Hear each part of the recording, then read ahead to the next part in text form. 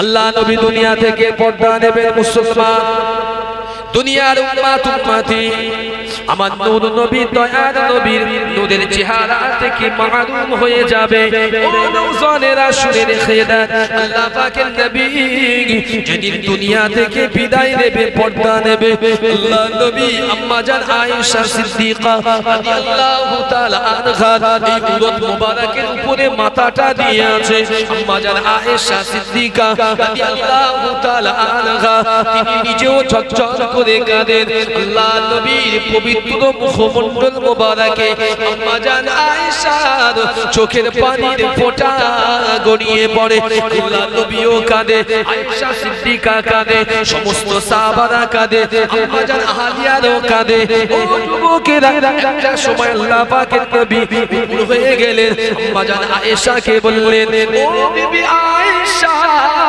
একটু ঘরের পর্দাটা হটিয়ে দাও ঘরের পর্দাটা হটিয়ে দাও বিবি আয়েশা আমি একটু মদিনার মসজিদে নববী শরীফে আমি সাহাবাদের সালাত আদায় করার দৃশ্যটা আমি রাসূলুল্লাহ নিজে চোখে দেখতে চাই জোরে বলেন সুবহানাল্লাহ আল্লাহ নবীর কথা যেটা শেষ হয়েছে আম্মা জান হযরতে আয়েশা সিদ্দিকা রাদিয়াল্লাহু তাআলা আনহা মসজিদের পর্দাটা হটিয়ে দিলেন আবু বকর সিদ্দিকের নেতৃত্বে ইমামতিতে মদিনার মসজিদে নববী শরীফে আল্লাহ নবীর একদা সাথীগুলো কাঁধে কাঁধ মিলিয়ে কাতারে দাঁড়িয়ে আল্লাহর নামাজটা আদায় করছে আল্লাহ নবী দৃশ্যটা দেখলেন বললেন আয়েশা তুমি পর্দাটা বন্ধ করে দাও আম্মা জান পর্দা বন্ধ করে দিলেন আল্লাহ নবী টুকরে টুকরে কাঁদে আম্মা জান আয়েশা বলতে লেগেছে ইয়া রাসূলুল্লাহ ইয়া হাবিবাল্লাহ আপনি এত সুন্দর দৃশ্য দেখে আপনি কেন আজকের দিনে কাঁদেন আল্লাহ পাকের নবী ওই সময় বলেছিল সহিহ মুসলিমে রিওয়ায়াতটা বর্ণিত হয়েছে ও যুবকেরা শুনে রেখে দাও আল্লাহ নবী আগালিয়াকে আম্মা জান আয়েশাকে বলেছিল ও বিবি আয়েশা আমি রাসূলুল্লাহ এই দৃশ্য দেখার জন্য আসতে 20 বছর মক্কা থেকে মদিনা মদিনা থেকে মক্কা এখান থেকে হাবশা আমি কত জায়গায় গিয়েছি রাসূলুল্লাহ তায়েফে তন্দন শহীদ করেছি মানুষ আমাকে পাথর মেরেছে মানুষ আমাকে পাগল বলেছে আমার পরিবারের পরিজনেরা মক্কায় আমার বংশের মানুষগুলো আমার সঙ্গে দুশমনি করেছে আমার ঘর থেকে তারা দুশমনি করেছে মক্কা থেকে আমাকে বার করে দিয়েছে আমাকে হত্যার চক্রান্ত করেছে ও বিবি আয়েশা এই নামাজটা প্রতিষ্ঠিত করতে গিয়ে আমি রাসূলুল্লাহ 23 বছর জীবন আমি এর উপরে দিয়ে দিয়েছি জোরে বলেন সুবহানাল্লাহ ও বিবি আয়েশা আমার চোখের যে পানিটা দেখতে পাও এই পানিটা আমার অরিজিনাল কোনো কান্না নয় আমি রাসূলুল্লাহ এটা দুঃখের কান্না নয় বরং এটা হলো আমার আনন্দের কান্না জোরে বলেন সুবহানাল্লাহ ইন্তেকালের সময় চলে এলো আল্লাহ নবী একে একে চুপটি মেরে গেল রাসূলের শরীর মোবারক কষ্ট হচ্ছে দুনিয়ার মানুষ জানে না সাকরাতুল মউতের আযাব কত কষ্ট আল্লাহ নবীর কষ্ট দেখে আম্মা জান আয়েশা সিদ্দিকা রাদিয়াল্লাহু তাআলা আনহা সহ্য করতে পারলেন না আমার নবীর বুকেতে হাত রাখে আল্লাহ নবী আয়েশার হাত নিয়ে বারে বারে কপালে দেয় আয়েশা আমার কপাল বুঝি ফেটে গেল আয়েশা আমার বেলের বুঝি ফেটে গেল আয়েশা ও বিবি আয়েশা আমি এক মুহূর্তে স্থির থাকতে পারি না আয়েশা কে জানো আমার কপালে আঘাত করে আয়েশা আম্মা জান হযরতে আয়েশা সিদ্দিকা আল্লাহ নবীর কপাল মোবারক বারে বারে বারে বারে হাত দিয়ে বুলিয়ে দেয় আল্লাহ নবীর পাশে একটি বর্তনে বাটিতে পানি রাখা ছিল। আল্লাহ পাকের নবী বারে বারে পানিতে হাত ডুবায়, হাত নিয়ে নিজের চেহারায় বুলায়, মনে মনে দুটি ঠোঁট দিয়ে রফিকে আলা রফিকে আলা, বন্ধু বন্ধুর সঙ্গে তাড়াতাড়ি মিলন ঘটবে। জোরে বলুন সুবহানাল্লাহ। আমাদের সমাজে আমরা প্রচলন করে দেখে দিয়েছি কি, ও মারা যাচ্ছে শিগগির যা, তাড়াতাড়ি ওর কাছে যা, গিয়ে কি করবি, কি করে মানুষ যদি ইন্তেকালে প্রাক করতে যান, কলমা জিকির করান, একটু কলমা পড়া, একটু কলমা পড়া, ঠিক না?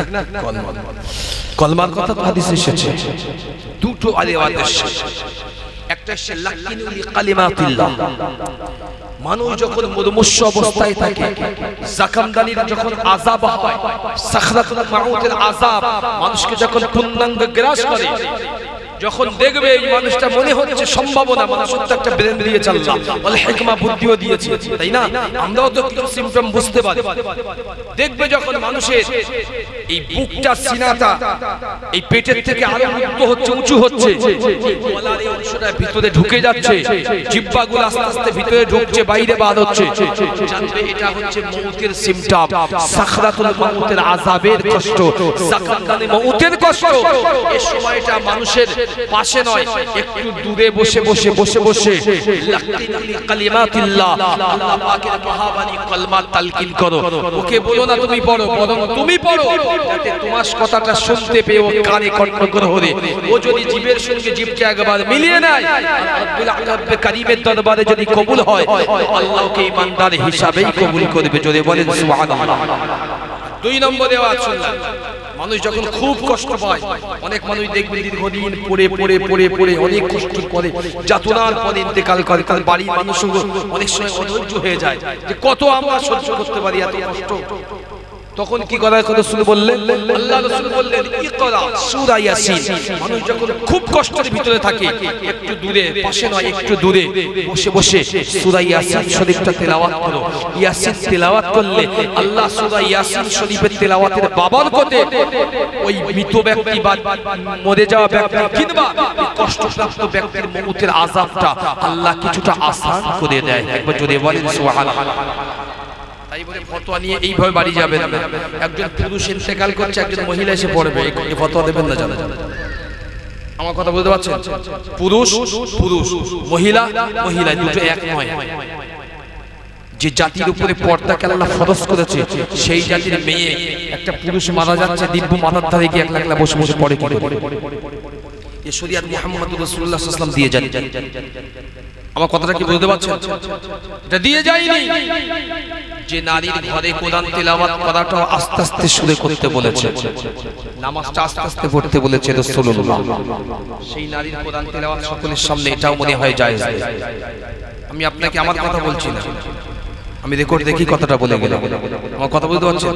পুরুষ যদি অসুস্থ হয় তো পুরুষকেই বসাবেন পড়ার জন্য, কোনো অসুবিধা নেই, একটু দূরে। মহিলা যদি হয় কোনো পুরুষকে তার আশেপাশে বসতে দেবেন না। এই সবচেয়ে বড় জিনিস হচ্ছে, সবচেয়ে বড় জিনিস হচ্ছে আমরা মানুষ মরার আগে এত পরিমাণ ভিড় করি যে মরার আগে যেন মেরে দেওয়ার মতো অবস্থা। মানে কথা বুঝতে পারলেন না? সপ্তাহখানি হচ্ছে হয়তো আমার যে গ্রামে বাস করে দুজন মা ইন্তেকাল করেছেন, দুটো মহিলা মোটামুটি। তো সন্ধ্যার সময় একটু ডাক দিয়েছে বাড়িওয়ালা যে গ্রামের সন্তান একটু আসেন, আমার মা খুব অবস্থা খারাপ। গিয়েছি, একটা 12x10 ঘরে অন্তত 30 জন মহিলা, আর ওই মহিলাটা শুয়ে রেখে দিয়েছে। আচ্ছা বলেন, ও হয়তো কিছুক্ষণ বাঁচত বা সুস্থ অবস্থায় বাঁচতে পারবে না, অসুস্থ করেও যাবে। একটা 10x12 ঘরে 30 জন মহিলা দাঁড়িয়ে আছে, আর ওই মানুষটাকে শুয়ে রেখে দিয়ে কষ্ট আছে না দেখছে। তো আমি গেলাম, আমার হুজুর হিসাবে নিয়ে গেছি, গ্রামের সন্তান, বলার অধিকার আমি রাখি। তো আমি গেলাম, গিয়ে বাড়িওয়ালাকে ডাকলাম, বলি ভাই একটা কথা বলি। বলছে আগে আপনার ঘর থেকে সকলকে বাদ করতে, একজন যেন আপনাকে বাদ করেন, তারপরে আমি যাচ্ছি। তো বাদ করেছে, আমি গেলাম, আমার সঙ্গে আমার একটা মাদ্রাসার ওস্তাদ ছিল, দোয়াদানি করলাম, মামলা চলে এসেছি। বেলা ভোর 4টে ফজরের আগে ইন্তেকাল করেছে। পরের দিন জানাজার আগে গিয়েছি, আমার পাশের বাড়ির একজন বলছে হুজুর আপনার কালকে মেয়েদের এখানে বার করতে দিয়ে গিয়েছে, মেয়েরা বলছে ফতোয়া হুজুর দা কোথায় পেয়েছে, ওই ঘরে আমাদের থাকা যাবে না, মানে বুঝতে পারলেন যা বলবে এরা মনে করে ফতোয়া, মানবিকতা বলে একটা জিনিস আছে, বুঝতে পারলেন না? এটাকে ছোট্ট একটা উদাহরণ एग्जांपल দেই, রাগ করবেন না। আশরাফ আলী থানভী রাহমাতুল্লাহ আলাইহির কিতাবে লিখেছে একজন ব্যক্তি গ্রামের একটু বোকা টাইপের, যদি কেউ বোকা থাকে না আমার দই দেবে, আমি আপনাদের কাউকে চিনি না, কিন্তু একটা গ্রামের একটা মহল্লার একজন একটা বোকা টাইপের ছেলে আছে, কোনো একটা তারিখে সে তার রাস্তা, গ্রামের রাস্তা আছে, ওই রাস্তার উপরে তার একটা গাছ আছে বড়, ওই গাছে উঠে একটা ডাল কাটছে, তা যে ডালটা কাটছে সেই ডালেই বসে আছে, ডালটা কাটছে। গ্রামে একটা মুরব্বী রাস্তা দিয়ে যাচ্ছিল, চাচা, মুরব্বীরা তো সবসময় ভালো কথাই বলে, আমাদের রাহাবাত তার পথ দেখায়। মুরব্বী চেয়ে দেখে ওই বোকা সেই পাগল হাফ পাগলটা যে ডালে বসে সেই ডালটাই কাটছে, তখন বলছে পাগল তুই তো মরিছিস, ও কিচ্ছু বলে কেটে যাচ্ছে, রে পাগল শিগগির নেমে আয়, এত মরিছিস কিন্তু শোনে না, আবার বলে পাগল মরার সাথ জেগেছে, নেমে আয়। ওর কি মনে হয়েছে উপর থেকে আস্তে আস্তে নেমে এসে বলছে চাচা আমি কি সত্যি সত্যি মারা গেছি? এই চাচা দেখতে দেখতে হাফ পাগল, তাতে আমি যদি এর কথা ছায়ে দেই, মানে কথায় ওর সঙ্গে আমি কথা বলি, আরো লম্বা চওড়া কথা বলবো, এই উত্তর তো অশনই হয়ে যাবে, আমার জন্য খারাপ কথাও বেরোতে পারে। চাচা কোনো উত্তর দেই চলে গেছে, একদম শটান বাড়ি। ও চিন্তা করছে আমি হুজুরদের থেকে ওয়াজ শুনেছি, গ্রামের ইমাম থেকে, মানুষ মারা গেলে যত চিল্লায় চিল্ল, তার কথা জীবিত মানুষ আর শুনতে পায় না, তার কথা জীবিত মানুষ আর শুনতে পায় না। সত্যি সত্যি মরে গেছি, আরো কিছুটা দূরে গিয়েছে, আর একটা গ্রামের লোকের সঙ্গে দেখা, তারও দেখে বলতে চাচা আমি কি মারা গিয়েছি না জীবিত আছি? সে তো জানে যে এর অটোমেটিক্যালি এমনি একটু মাথা ডিফেক্ট আছে, তিনিও বুঝলেন এর সঙ্গে বকা মানে বৃথা, এখন ভর দুপুরবেলা ওলোকে কিছু বলিনি, চলে গেছে। এ নিশ্চিত হয়ে গেছে, কনফার্ম হয়েছে যে নিশ্চিত আমি মারা গিয়েছি। আমি দুটো মানুষের জিজ্ঞাসা করলাম, দুটো মানুষ উত্তর দিতে পারেনি, মানে কে মরে গেছে, আর মরে না গেলে তারা আমার কথা শুনতে পারে, ও ধ্যান ধারণা নিশ্চিত হয়ে যায় মারা গেছি। ও চিন্তা করছে কি স্বপ্ন, আমি তো মারা গেছি, গ্রামের লোক আমার কাপড় দাপড়ের কোনো ব্যবস্থাই করে না। ও গ্রামের মধ্যখানে গিয়ে হাত দুটো নিয়ে মাথায় তুলে, ও গ্রামবাসী একটু শোনো, আল্লাহ রাস্তায় আমি মারা গিয়েছি, আমাদের একটু কাপড় দাপড়ের ব্যবস্থা করো। এখন আপনাদের যে গ্রাম, গ্রামের একটা চৌমাথা আছে, একটা মোড় আছে, দোকান আছে, গ্রাম খেলা হয় না, আছে না? আছে। তো ওইরকম চৌমাথায় গিয়ে ও বলছে মাথায় হাত দিয়ে, ও ভাইরা ও গ্রামবাসী শোনো, আমি মারা গিয়েছি, আল্লাহ রাস্তা আমার একটু কাপড় দাপড়ের ব্যবস্থা করো। কেউ ওর কথায় কান দেয় না, পাগলের কথায় কেউ দেয় না। এটা শেষে মনের দুঃখে না, মরে গিয়ে শান্তি নেই, কেউ আমার কাপড় দাপড় করে না। দূর করে বাড়ি গিয়েছে, বিয়ে করে একটা কোদাল নিয়ে চলে গিয়েছে, একদম ঘুরতে ঘুরতে একদম গ্রামের শেষ সীমানায় গিয়ে, নদীর কুল আছে, ঘাট আছে, ওখানে গিয়ে একদম নদীর চরে গর্ত করছে। নিজের খবর নিজে করবে, আমি বলছি আপনাকে বোঝানোর জন্য, এর ভিতরে হিকমা আছে, বুদ্ধি আছে, বিবেক আছে, শিক্ষা আছে। আশরাফ আলী থানভী হুজুর তার কিতাবে লিখেছে এই ঘটনা।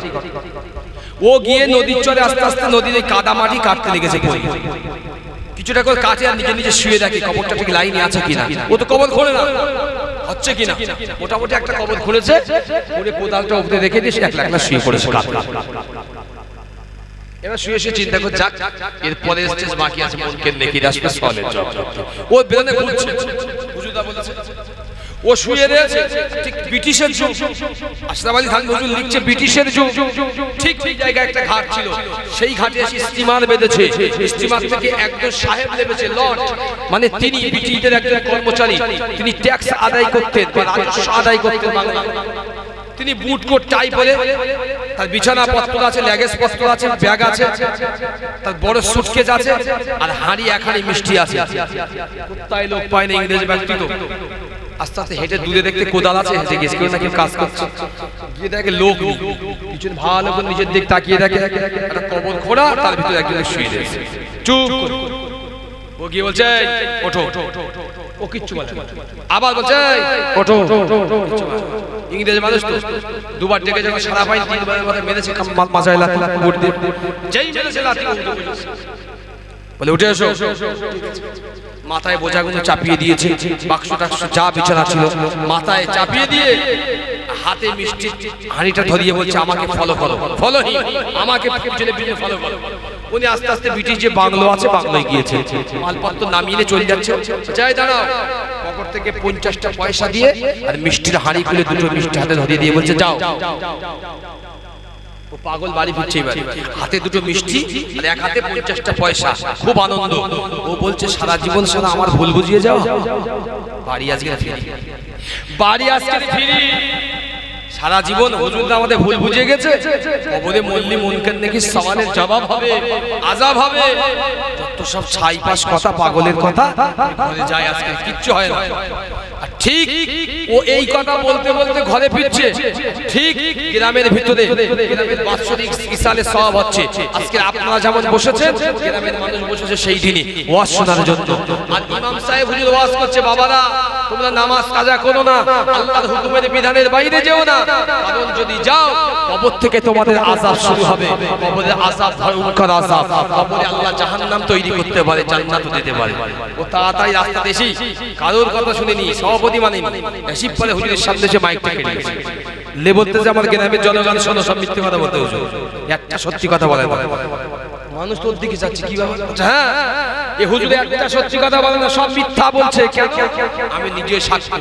মরে গেলি শুয়ে থাকলি একজন সাহেব এসে দুবার মাথায় ডাক দেবে না, দুবার ডাকলে তুমি ডাক শুনবে না, তিনবারের মাথায় একবার বুকের লাথি মারবে, উঠে বসতে হবে, মাথায় বোঝা চাপিয়ে দেবে, তার জায়গা পর্যন্ত পৌঁছে দিয়ে আসতে হবে। 50টা পয়সা দেবে, দুটো রসগোল্লা দেবে। এই দেখো লোক বলে সওয়াল যাওয়া হয় মুনকার দিকে, আমি ওই দেখেইছি, ওই ফেরেশতা বুটকট পরে তো দেখেইছি। ও কিচ্ছু করে না, একবার মাথায় লাথি মারে। ও কত লাথি আমরা মাথায় খেয়েছি। আরে হুজুর কোথাকার ফাও কথা মানুষের বোঝাচ্ছে।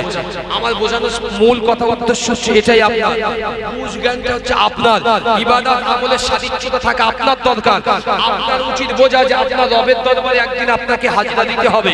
আল্লাহ কোরআনুল কারীমের ভিতরে বলেছেন, আফা হাসিবতুম আন্নামা খলাকনাকুম আবাসা ওয়া আন্নাকুম ইলাইনা লা তুরজাউন।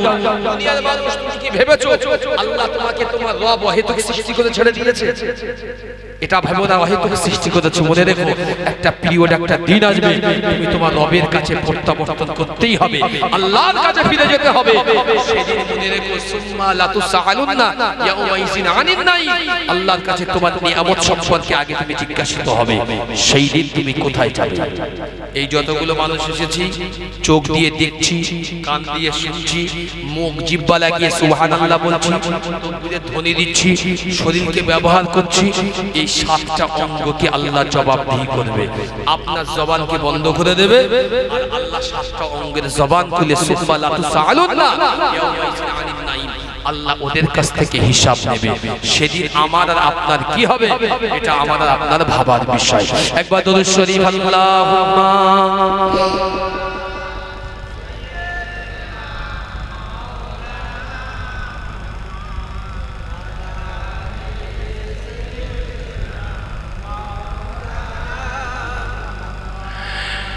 हुजूर मेरी जान आप है,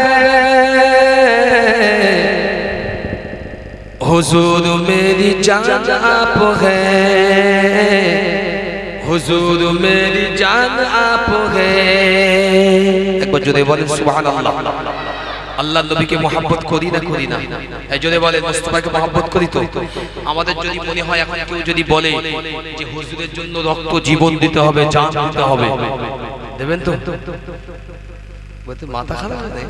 হুজুরকে দেখি ঘরে আমার সুন্দরী বিবি আছে, বাচ্চা আছে, টাকা আছে, ব্যাংকে আমার লাখ লাখ, আমি কি করতে করতে যাবো? বললি হুজুরের জন্য জান দেবো? মুস্তাফার দিওয়ানা আল্লাহ রাসূলের আশিক হতে গেলে প্রথম শর্ত হচ্ছে নিজেকে বিলিয়ে দিতে হবে আল্লাহর নবীর জন্য। কি বললাম? নিজেকে বিলিয়ে দিতে হবে আল্লাহর নবীর জন্য। এটা তো পাশাপাশি বললাম যে জান দিতে পারবেন কিনা। জান দেওয়াটা বড় জিনিস নয়, আপনার প্রতিটা কাজে কর্মে আমার মুস্তাফার আদর্শ লুকিয়ে থাকবে। এর চাইতে বড় মুস্তাফার প্রেমিকার হতে পারে না। যদি বলেন সুবহানাল্লাহ। হুজুর মেরি জান আপ হ্যায়, हुजूर मेरी जान आप है, साहिबे कुरान आप है, हुजूर मेरी जान आप है, हुजूर मेरी जान आप है। खुदा के बाद ऐ मेरे हुजूर, खुदा के बाद मेरे हुजूर दिलों के हुक्मरान आप गए हुजूर मेरी जान आप गए साहिबे कुरान आप गए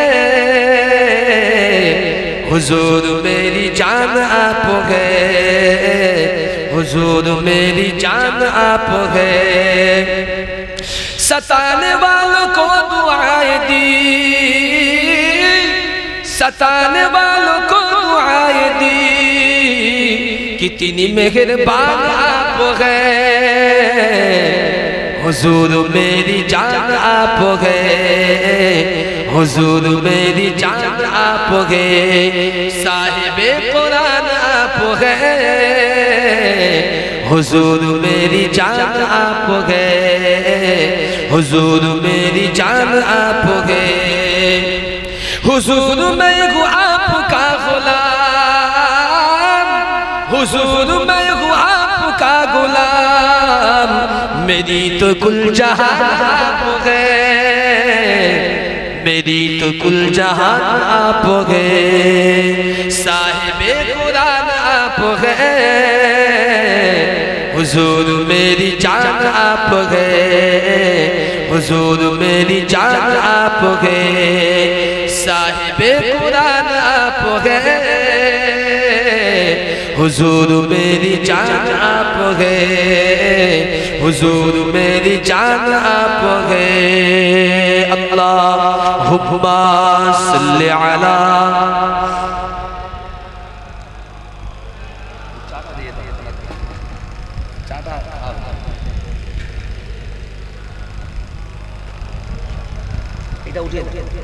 এটা উঠে না না না না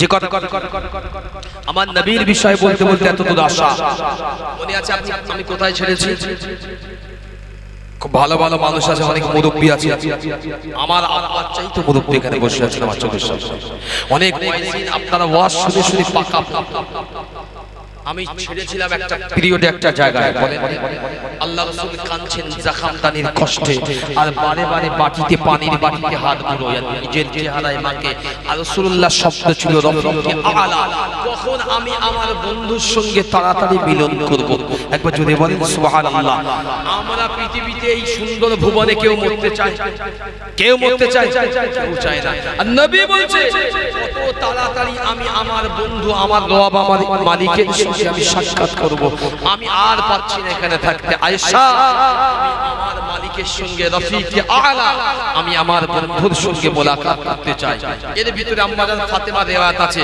ফাতেমা কাঁদছেন রাসূল ডাকলেন কানে বললেন ফাতেমা খুশি হলো আমি ওসব বিষয়ে যাচ্ছি না লম্বা চওড়ার বিষয় জিবরিল আমিন আসলো এবার শুনে নেন জিবরিল এসেছে আজরাইল যখন প্রথম সালাম দিয়েছে আল্লাহর নবী সালামের জবাব দিয়ে বলছেন আজরাইল তুই তো এলে মালাকুল মউত ভাই জিবরিল কোথায় জিবরিল আমিন আসলেন আল্লাহর নবীর সামনে দাঁড়ালেন কাঁদছেন জিবরিল ফেরেশতা কাঁদছেন কোন কোন রিওয়ায়াত এসেছে কেউ জিজ্ঞাসা করলেন যে ফেরেশতা জিবরিল কেন কাঁদলেন তো ফেরেশতা জিবরিলের বর্ণনা ছিল যে মানুষটার জন্য আমার আল্লাহ রাব্বুল আলামিন আমাকে নিযুক্ত করেছে যে মানুষটার উপরে আমি কন্টিনিউ ভাবে 23টা বছর আল্লাহ পাকের ওহী অবতীর্ণ করলাম দিলাম যে মানুষটার সঙ্গে এত বছরের সম্পর্ক এত সুন্দর মানুষ ইয়া রাসূলুল্লাহ ইয়া হাবিবাল্লাহ মাশারিকাল আরদি ওয়া মাগারিবাহা আমি পৃথিবীর পশ্চিমে গিয়েছি উত্তরে গিয়েছি পূর্বে গিয়েছি দক্ষিণে গিয়েছি আপনার মতো এমন মানুষ আমি পৃথিবীতে আর একটাও দেখতে পাইনি জোরে বলেন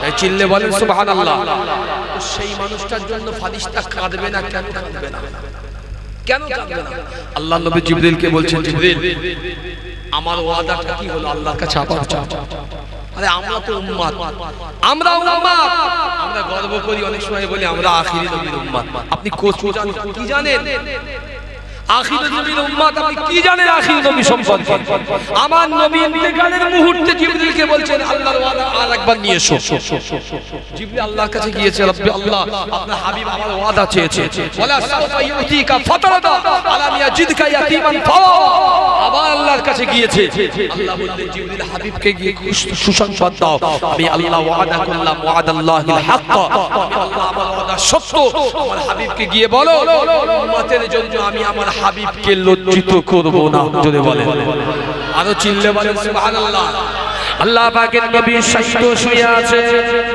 আল্লাহ নবী অসুস্থ মুমূর্ষ অবস্থায় রয়েছে জিবরিল আমিন চলে গেলেন আল্লাহ পাকের দরবারে গিয়ে হাজির রব্বুল আলামিন আল্লাহ বিইজ্জতিকা ওয়া জালালিক ও রব্বুল আলামিন আল্লাহ আপনার ইজ্জত ও জালালিয়াতের কসম করে বলি আপনার হাবিবে প্যারা আমাকে পাঠিয়ে দিয়েছে আপনার হাবিবে প্যারা চলে যাওয়ার সময়ও তার উম্মতের ব্যাপারে বড় দোয়া জারি করে রব্বুল আলামিন আল্লাহ আপনার হাবিবে প্যারার জন্য আমি কি নিয়ে যাব আল্লাহ পাক জিজ্ঞাসা করলেন ও ফেরেশতা জিবরিল আমার হাবিবে প্যারা কি চেয়েছে জিবরিল আমিন বলেছিলেন রব্বুল আলামিন আল্লাহ আপনার হাবিবে প্যারা আর গুনাহগার উম্মতিদের জন্য আল্লাহ পাক আপনার রহমত ও নাজার মাগফিরাত চেয়েছে আল্লাহ পাক জানিয়ে দিলেন ও ফেরেশতা জিবরিল আপনি আমার হাবিবে প্যারাকে গিয়ে বলেন আমি আল্লাহ পাক আমার হাবিবে প্যারাকে কাল কিয়ামতের ময়দানে হাসরের দিনেতে আমি আল্লাহ বেইজ্জতি করব না জোরে বলেন সুবহানাল্লাহ আল্লাহ নবী কথাটা যেই না শুনলেন নবী আমার চোখের পানি আর ধরে রাখতে পারলেন না আল্লাহ নবী কাঁদতে লেগেছেন ফেরেশতা আজরাইলকে অনুমতি দিলেন ও মালাকুল মাউত ও ফেরেশতা আজরাইল এখন আমাকে খুশি খুশি খুশি খুশি মনে আমাকে তুমি নিয়ে আমার রবের সঙ্গে দিদারটা করিয়ে দাও আল্লাহ পাকের ফেরেশতা আজরাইল আমিন আলাইহিস সালাম আল্লাহ নবীর সামনে গিয়ে ইজ্জত সহকারে আল্লাহ নবীর সিনা মোবারকে জিবরিল আজরাইল একটি মাত্র হাত জাইনা রেখেছে আল্লাহ নবী আজরাইলকে বলতে লেগেছেন ভাই আজরাইল তুমি আমার বুকেতে হাত রেখেছো নাকি তুমি আমার বুকেতে পাহাড় রেখেছো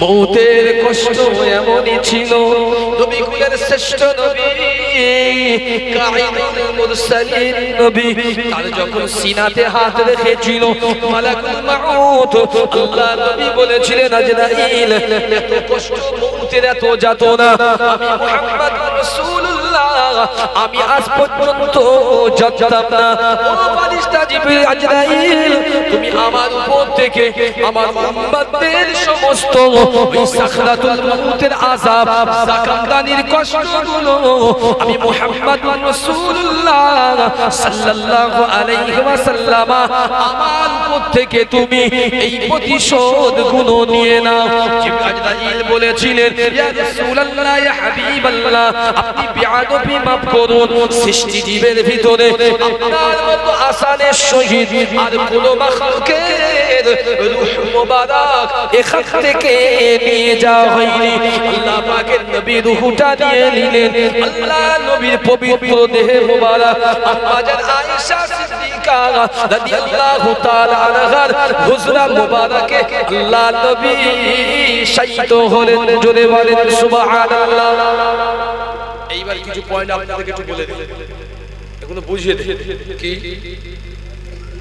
নবীদের ইন্তেকালের পরে গোসল কিভাবে দেওয়া হয় নবীদের ইন্তেকালের পরে জানাজা কিভাবে হয় নবী রাসূলদের কাফন দাফন কিভাবে হয় এটা তখন সাহাবারা জানতো না কেউ বুঝতো না জানতো না তো রাসূল যখন ইন্তেকাল করলেন সাহাবাদের অবস্থা ছিল কিয়ামতের আলামতের মতো মানে বুঝতে পারছেন দুনিয়ায় রাখবেন না দুনিয়ায় আমরা সবচাইতে বেশি যাকে ভালোবাসি সবচাইতে জীবনের চাইতেও বেশি সেই মানুষটা যখন জীবন থেকে হারিয়ে যায় না তো তখন মনে হয় এই দুনিয়ায় আমি আর থাকবো না আমি অনেক যুবককেও দেখেছি ইন্টারনেটে আমি বাস্তব জীবনে অনেক বিবিকেও দেখেছি মাকেও দেখেছি অল্প বয়সে স্বামী মারা গিয়েছে, 2 বছর সংসার, 3 বছর, কিন্তু এই 3 বছরের স্বামীকে এমন মহব্বত ভালোবেসেছিল, সারা জীবন একটা বাচ্চা নিয়ে কাটিয়ে দিয়েছে, জীবনে দ্বিতীয় বিয়ে করে, রূপ যৌবন সব ছিল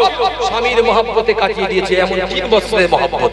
আমি এমন ছেলেকেও দেখেছি 2 বছরে বিয়ে করেছে বিবি, বাচ্চা কাচ্চা হয়নি, বিবি মারা গিয়েছে, বিবির ইশকে দিওয়ানা হয়ে দুনিয়ায় আর জীবনে কোনোদিন বিয়ে করেনি।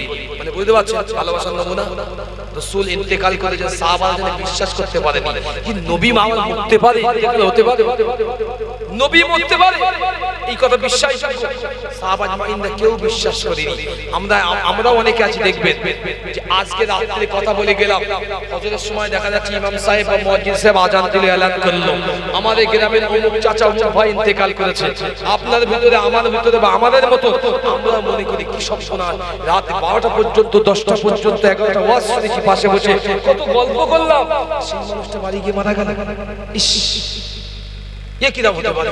আমার অনেক সময় আমার আপনার মনে হয়, হয় না হয়, এটা হচ্ছে জীবন। সাহাবাদের ছিল এমন, ওরা বলছে রাসূল মরতে পারে, ইন্তেকাল হতে পারে, বিশ্বাসযোগ্য না। তো যাক, অনেক বিষয় লম্বা চড়া উমারের রিওয়ায়াত আছে, সেটা পাগল, কিন্তু সবার ভিতরে সবচেয়ে জ্ঞানী, সবচেয়ে বুদ্ধিমান, সবচেয়ে বয়োজ্যেষ্ঠ, সবচেয়ে আল্লাহর পছন্দ মনোনীত ব্যক্তি নাম ছিল আবু বকর সিদ্দিক। তিনি একবারও হঠকারিতা করলেন না, তিনি এমন কোনো ভাবভঙ্গি দেখালেন না। তিনি আসলেন দূর থেকে, অন্য জায়গায় গিয়েছিলেন, তিনি খবর পেলেন রাসূল ইন্তেকাল করেছেন, আসলেন রাসূলুল্লাহর হুজরায় ঢুকলেন, আয়েশার হুজরায় উনি গেলেন, আল্লাহর নবীর নূরানী চেহারা থেকে শুধু মুখ মোবারক থেকে চাদরটা উঁচু করলেন, ঝুঁকে বসলেন, দুটো ঠোঁট লাগালেন, আল্লাহর নবীর কপালে একবার চুম্মা দিলেন, আল্লাহর নবীর কপালে একবার চুম্মা দিলেন, আর একবার বললেন, বন্ধু আবার দেখা হবে, খুব তাড়াতাড়ি তোমার সঙ্গে সাক্ষাৎ হবে, চির বিদায় দুনিয়া থেকে বন্ধু, তোমাকে আর দেখতে পাবো না, তুমি চলে যাও, তুমি তোমার রবের কাছে গিয়েছো, তুমি তোমার প্রতিশ্রুতি পূর্ণ করে গিয়েছো। আমি আল্লাহর কসম করে বলি আবু বকর, আপনি আল্লাহর নবী ছিলেন, আছেন, থাকবেন, আপনি আপনার দ্বীনের প্রতিশ্রুতি পূরণ করে গিয়েছেন। আপনার আমি আবু বকর আপনার মতো বন্ধু পেয়ে এই জীবন ধন্য হয়েছে। একবার জোরে বলেন সুবহানাল্লাহ, আরো চিল্লে বলেন সুবহানাল্লাহ। আবু বকর সিদ্দিক কথাগুলো বলছেন আর চোখের পানি কান থেকে আস্তে আস্তে গড়াচ্ছে। একবার টুকুরে কাঁদেননি, জোরে কাঁদেননি। বন্ধু তেমনই হয় যে বন্ধু মানুষকে ভালোর পথে নিয়ে যায়, বন্ধু তো তেমনই হয় বিপদ আপদ যখনই আসে বন্ধু কাঁধে কাঁধ মিলিয়ে দাঁড়িয়ে যায়, চিন্তা করিস না, হাতে হাত দিয়ে আমি আছি তোর সঙ্গে, তুই চিন্তা করিস না। বন্ধু এটা নয় গাজার থেকে যাবেন বলে বন্ধু করেছেন আজকে, চল যা চোখ টিপে দিলে চলে আয়, গাজা তৈরি করলাম। বিড়ি খাওয়ার ইচ্ছা হলে বন্ধু একটা বিড়ি দে, খৈনি খাওয়ার ইচ্ছা হলে বন্ধু একটা খৈনি দে, গুটকা খাওয়ার দরকার হলে বন্ধু একটা গুটকা দে। এই বন্ধুই দুনিয়ায় পাঠানো চলে, আখিরাতে চলে না, আখিরাতে চলে না। আখিরাতের বন্ধু হয় মাপকাঠিতে। কি আল্লাহ বললেন, আলা ইন্না আউলিয়া, দুনিয়ায় যারা আমার বন্ধু হয়, আপনারাও তো বসে আছেন, এই আপনারাও তো কারণ না কারণ বন্ধু, তাই না? কিন্তু আল্লাহ বলেছেন আউলিয়া মানে আমার যারা বন্ধু হয়, আল্লাহর বন্ধু, নট মিন্স আমার আপনার বন্ধু। তো আমাদের ভিতরে বন্ধু খারাপ ভালো হতে পারে, আল্লাহর বন্ধু কোনোদিন খারাপ হয় না। একবার জোরে বলেন সুবহানাল্লাহ। আমাদের বন্ধু চিটিংবাজ হতে পারে, নেশাখোর হতে পারে, সুদখোর হতে পারে, আল্লাহর বন্ধু চিটিংবাজ, নেশাখোর, সুদখোর হয়। আমার কথা বলছেন, আল্লাহর বন্ধু চিটিংবাজ হয়। পাঞ্জাবে বর্তমানে ভারতবর্ষে পাঞ্জাবে বাড় এসেছে, জানেন তো? শুনেছেন তো? পাঞ্জাব বন্যা, বন্যা মানে নদী বাঁধ থেকে বন্যা, পান এসেছে উছুড়ে, এমন এসেছে যে 37 বছর পরে রেকর্ড যে পাঞ্জাব 37 বছর দেখে। এই ভারতবর্ষের জমিনে সবচাইতে যদি কোনো একটা স্টেট বা রাজ্য সবচাইতে উদার চিত্ত মনোভাব নিয়ে দাঁড়িয়ে থাকে, তার নাম ছিল পাঞ্জাব এবং খ্রিস্টান সম্প্রদায়ের ভাইরা। আজকে তারা অবহেলিত। পাশে দেখেন হরিয়ানা, মেবাত, মুরাদাবাদ থেকে পাঞ্জাবের জন্য সবচাইতে বেশি যদি ভালোবাসা, কেরান সামগ্রী, খাওয়ার জিনিস পাঠিয়ে দিয়ে থাকে, তার নাম হচ্ছে মুসলমান। প্রত্যেকটা মসজিদ থেকে মুসলমান এলান করেছে লক্ষ লক্ষ টাকা তুলে ত্রাণকে পাঞ্জাবে ট্রাক ভর্তি করে পাঠিয়েছে। মায়েরা হাতের গহনা, আপনার চুড়ি, গলার হার সব খুলে দিয়েছি ইমাম সাহেবের ঝোলায়, যান বিক্রি করে পাঞ্জাবের মানুষগুলোকে বাঁচান, ওরাও আমাদের প্রতিবেশী ভাই। যদি বলেন সুবহানাল্লাহ, এটা তো মানবতা, এটা ধর্ম, এটাই আমরা। আমাদেরকে দাগিয়ে রাঙিয়ে আমাদেরকে অন্য অ্যাঙ্গেলে গড়ানোর চেষ্টা হচ্ছে, আমাদেরকে দাগিয়ে রাঙিয়ে দেওয়া হয়েছে, এরা নবীর উম্মত নয়। দেখেন যে যার নবীর উম্মত দাবি করে, যে যার দাবি করছে, আমি ওদিকে যাব না, সব বিষয়ে ওয়াজ করি না, বোঝানোর জন্য বলছি। আল্লাহ রাসূলের পবিত্র দেহ মোবারক তখন হুজরা শরীফে শোয়ানো, গোসল দেবে কিভাবে? রাসূলের জামা পিরহান খুলে রাসূল ওইভাবে রেখে চিন্তা করছে সাহাবারা, কেউ সঠিক সিদ্ধান্ত পৌঁছতে পারছে না, কারণ তারাও নিজে পর্যন্ত এই হাদিস জানতো না, পড়েনি। রাসূল নবী রাসূলদের যেখানে মৃত্যু হয়, ইন্তেকাল হয়, সেখানেই তার কবর হয়, মাজার হয়, এবং সেখানেই রাসূল নবী রাসূলুল্লাহ যখন ইন্তেকাল করে এই জামা পিরহান খোলা যায় না, এই অবস্থায় পানি ঢেলে গোসল দিতে হয়, ওই অবস্থায় কাফন পরাতে হয়। এটা আল্লাহর হুকুম ছিল, কিন্তু কেউ বুঝতে পারেনি। রিওয়ায়াত এসেছে সাহাবারা যখন এই ভিতরে গোলমাল চলছে, কি করা যায়, গোসল কিভাবে দেব, মাটি বা কোথায় হবে? এই সময় একটা আওয়াজ শোনা গেল, হঠাৎ ঘরের ভিতরে গুরু গাম্ভীর্য আওয়াজ আসলো। আল্লাহ রাব্বুল আলামিন সমস্ত সাহাবাদের ঘরের ভিতরে যারা ছিল, এমনকি আম্মা জান, প্রত্যেককে আল্লাহ বাক শক্তি হারিয়ে দিয়েছিলেন, শুধু কানে শোনার মতো ক্ষমতা দিয়েছিলেন, বাক শক্তি বলার শক্তি আল্লাহ তুলে নিয়েছিলেন। আর সেই সময় হযরত আল্লাহ পাকের মাহবুব খিজির আলাইহিস সালামের কণ্ঠকে সামনে আনলেন, তিনি গুরু গাম্ভীর্য স্বরে বললেন, ও নবীর সাহাবীরা, নবীর আহলে বাইত পরিবার, নবীদের ব্যাপারে তাড়াহুড়ো করো না। তোমরা জানো না কোন নবী রাসূল ইন্তেকাল করলে যে কাপড়ে আছে ওই কাপড়ে গোসল দিয়ে তারপরে কাফন পরাবে ওই অবস্থায়। আর নবী রাসূলদের ক্ষেত্রে যেখানে ইন্তেকাল করে সেখানেই তার মাজার মুকদ্দাস, কবর আতাহার হয়। যদি বলেন সুবহানাল্লাহ। আবার আল্লাহ পাক শক্তি ফিরিয়ে দিলেন, গুরু গাম্ভীর্য কেটে গেল। সাহাবারা বুঝতে পারলেন যে হ্যাঁ, আল্লাহর পক্ষ থেকে এসেছে। এটা কি? আমরা রাসূলকে ওইভাবেই বর্ণনা দেব, ওইভাবেই গোসল করাবো। আল্লাহ রাসূলের গোসল দেওয়া হলো, পবিত্র মোবারক দেহ নিয়ে আল্লাহ রাসূলের কবরে শায়ন করা হলো। একদম শেষ মুহূর্তে আমি মুখতাসারের দিকে যাব, বেশি লম্বা চওড়ায় যাব না, খুব বেশি লম্বা চওড়া আমার সময় বেশি হবে না, তো যাক এখন আছে। তো আল্লাহ নবী শেষ, এটা আপনারা শোনালে একটু শুনুন। রাসূলুল্লাহ দেহ মোবারক কবরে শোয়ানো হয়ে গেছে, আমরা শোয়ালি কি করি? এই কথা বলেন না। আমরা যখন একটা লাশকে কবরে শোয়াই কি বলি? মিল্লাত আবিকুম ইব্রাহিম, নাকি কার মিল্লাত? মিল্লাতে রাসূলুল্লাহ। আল্লাহ নবীর মিল্লাতের উপরে এই মাইয়াতকে রেখে যাচ্ছে। কার জন্য বলি? আল্লাহর কাছে বলি এই মাইয়াতের জন্য, তাই না? আল্লাহ নবীকে শুইয়ে দেওয়া হলো, সাহাবায়ে মাইন্দা একে একে সব প্রায় উঠে গিয়েছে, সব উঠে গিয়েছে। হাদিস খুলবেন, চলে যাওয়ার পরে যে অসুবিধা পড়বেন। আল্লাহ নবীর একজন সাহাবী ছিলেন, নাম ছিল হযরত মুগীরা ইবনে শুবা রাদিয়াল্লাহু তাআলা আনহু। মন যেন মানে না, নবী চলে গিয়েছে, মন যেন মানে না যে নবী চলে গিয়েছে, এটা ঠিক মেনে নেওয়া যাচ্ছে না। হাত পা নিজে এরকম করে মারাচ্ছে, নিজে মশাচ্ছে। রাসূলের লাশ মোবারক কবরে রেখেছে, দাঁড়িয়ে পাশে মুগীরা ইবনে শুবা, রাসূল চলে গেল, মানতে পারছে না, কেমন একটা অস্বস্তি হচ্ছে ভিতরে। বর্ণনা করছে কিতাবরা, হাত পা এরকম করে নিজে এরকম করে খুলছে, দেখছে, করতে হাতের আংটিটা আংটি টুপ করে খুলে আল্লাহর নবী পবিত্র পা মোবারকের ওখানে পড়ে গেল মুগীরা ইবনে শুবা হুজুরের হাত থেকে।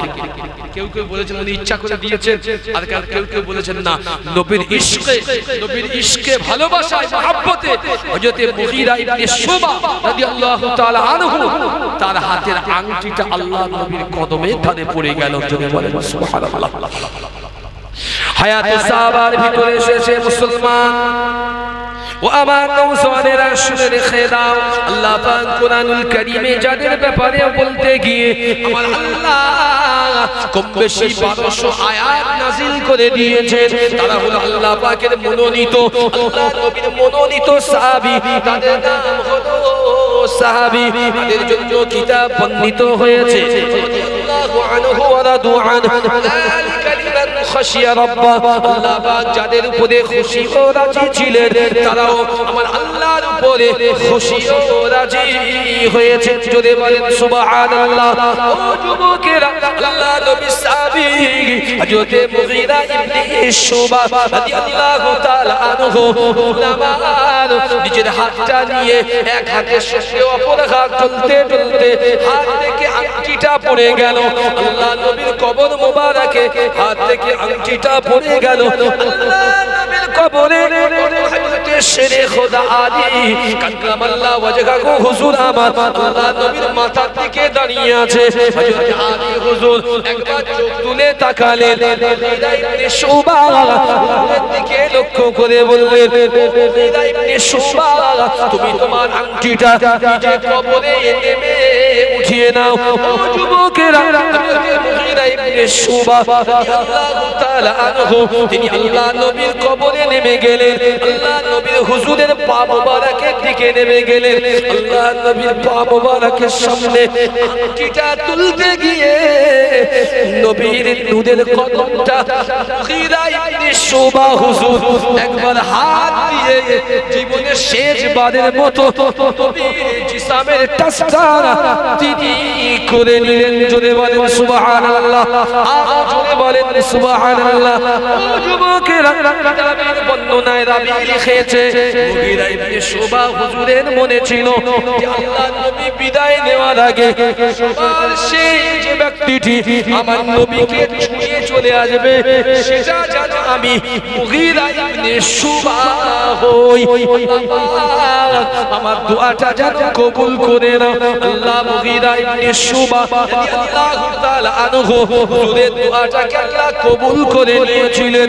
হুজুরের আংটিটা পড়ে গেল যখন আংটি তুললেন চোখের পানিও কবরে পড়ল নিজের হাতটা নবীর নূরের কদমে একবার মাখিয়ে নিলেন মনে বলতে লেগেছেন ইয়া রাসূলুল্লাহ ইয়া হাবিবাল্লাহ আমি আপনাকে দীর্ঘদিনের সাথী আমি মুগীরা আপনাকে চিরজন্মের মতো মাটির নিচে আপনার কবরে দাফন করে দিলাম।